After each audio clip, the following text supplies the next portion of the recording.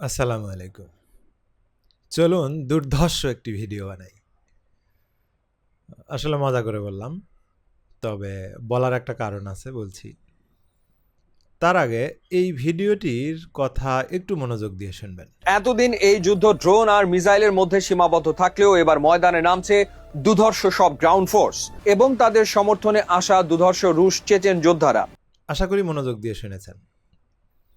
এখানে যে শব্দটি নিয়ে মূলত কথা বলবো, সেই শব্দটি হচ্ছে, স্ক্রিনে দেখতে পাচ্ছেন। প্রথমে যদিও উচ্চারণ করেছি, এবার আর করছি না, এর কারণ আছে। এরপর থেকে বা এখন থেকে আমি চেষ্টা করব এইভাবে ছোট ছোট বিষয়গুলো তুলে ধরার। হঠাৎ করে আমি এটা কেন করতে যাচ্ছি? কারণ হচ্ছে, আমরা তো ছোটবেলার থেকে এখন পর্যন্ত প্রতিনিয়ত বলা যেতে পারে আমরা এক ধরনের শেখার মধ্য দিয়েই যাই।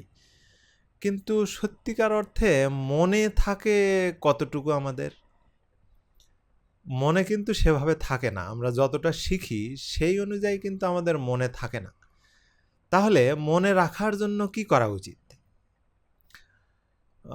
ছোটবেলার কথা যদি বলি, যেমন প্রাইমারি বা হাই স্কুলে আপনাদের মনে থাকার কথা, আমরা যখন পড়াশোনা করতাম, পরীক্ষার পর যখন খাতা দেখানো হতো, খাতায় কিন্তু শিক্ষকদের বিভিন্ন রকম রেড মার্কস থাকতো এবং তার কারণে আমরা কিন্তু নম্বর কম পেতাম। খুবই স্বাভাবিক। মজার বিষয় হচ্ছে, এই যে রেড মার্কসগুলো থাকতো, এর কারণে খেয়াল করে দেখুন, এমন কিছু ভুল আছে যেগুলো ওই যে আপনি জীবনে একবার ভুল করেছেন, আপনার জীবনে আর দ্বিতীয়বার ভুল হয়নি। কারণ হচ্ছে আপনি ভুল থেকে শিখেছেন। ভুল থেকে শিখলে যেটা হয়, এটা আর সহজে ভুলে যাওয়া যায় না। আরও একটা বিষয়, এটা আরও বেশি গুরুত্বপূর্ণ হয়ে ওঠে কিংবা আরও বেশি মনে গেঁথে যায় যখন ওই ভুলের জন্য আপনাকে এক ধরনের শাস্তি পেতে হয়। সেই শাস্তির পরিমাণটা যত বড় হয়, আপনার ভুলে যাওয়ার প্রবণতা তত কমে যায়। এটা বলা যেতে পারে এক ধরনের হিউম্যান সাইকোলজি হতে পারে কিংবা সহজাত প্রবৃত্তি হতে পারে। তো যার কারণেই এই ধরনের ছোট ছোট ভুল খুঁজে বের করে সেখান থেকে আমি একটু একটু করে শেখানোর চেষ্টা করব।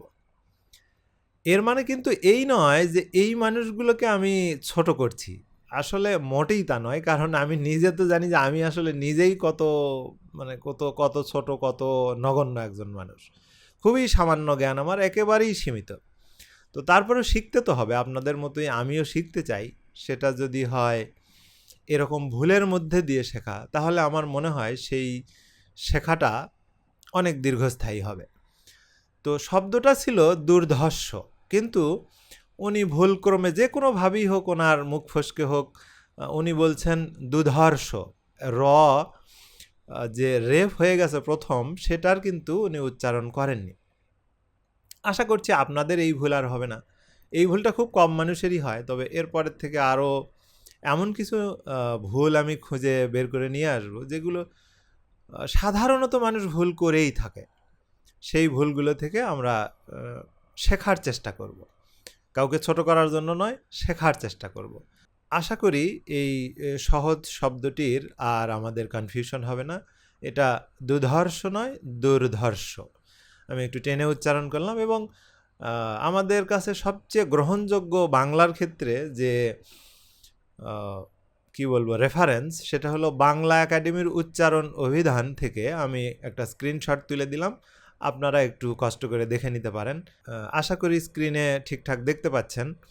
এবং সহজ একটা শব্দ আমরা এভাবে শিখে নিলাম এবং এটাও আশা করছি যে এই শব্দ আর আমাদের ভুল হবে না, কারণ উনি কিন্তু একজন অত্যন্ত পরিচিত মুখ।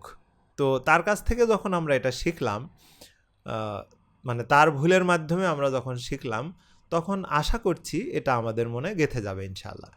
কথা হবে পরের ভিডিওতে। সে পর্যন্ত ভালো থাকবেন। আল্লাহ হাফেজ।